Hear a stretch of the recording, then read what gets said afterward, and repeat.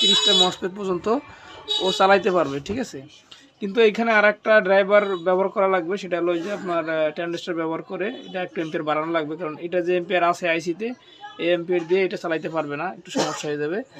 এখন এটা ফ্রিকোয়েন্সিটা দেখেন, একবার ওয়েবটা একবারে সুন্দর আর কি, স্মুথ। আসলে এরকম আশা করিনি, একবারে রিঙ্গিং ছাড়া, এটা স্বপ্নের মতোই মনে করতে পারেন।